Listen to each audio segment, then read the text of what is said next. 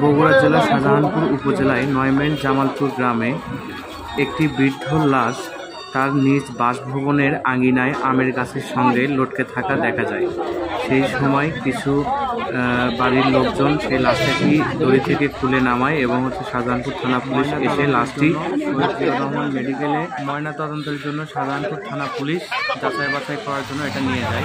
এ সময় এলাকার গণ্যমান্য ব্যক্তি এবং সমাজসেবক যারা আছেন তারা বলেন যে এটা সুষ্ঠু তদন্ত দরকার এবং এটা হত্যা না আত্মহত্যা এটা সবার মধ্যে প্রকাশ করার জন্য বড় জোরে দাবি জানাইছে।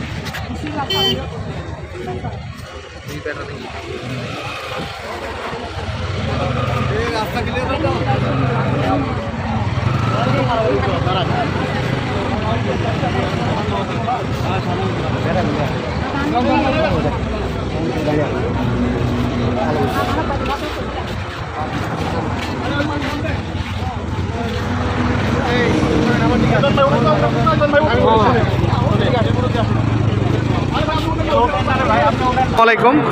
দেখছিলাম এই দুর্ঘটনার অনেক টাইম ধরে আপনি এখানে অবস্থান করছেন, তবে আপনি আসার পরে এখানে কি দেখলেন?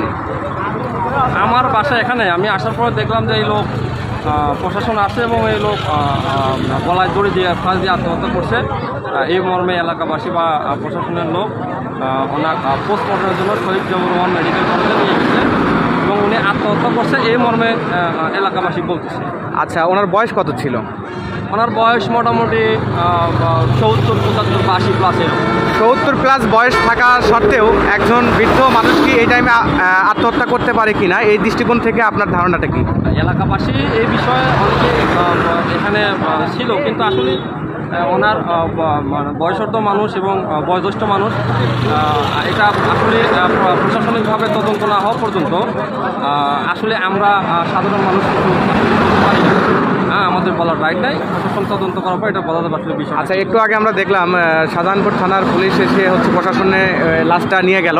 আপনি একজন সমাজসেবক হিসেবে আপনি এটা কোন দৃষ্টিকোণ থেকে দেখছেন এবং আপনি কি আশা করছেন?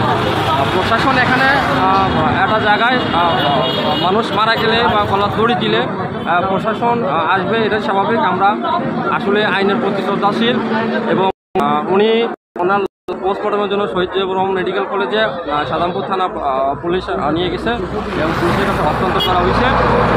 আমি যেটা মনে করি সেটা হলো, যদি উনি নিজ থেকে নিজে হত্যা করে, নিজেই হত্যা করে, সেই হিসেবে আলাদা না হইলে উনি যদি ওনাকে কেউ ইয়ার মাধ্যমে হত্যা করে থাকে, ওনাকে যদি কেউ হত্যা করে যদি ষড়যন্ত্র করে থাকে, এটা সুস্থ তদন্ত এবং বিচার হওয়া দরকার। সুষ্ঠু তদন্ত করে সঠিক বিচার হোক।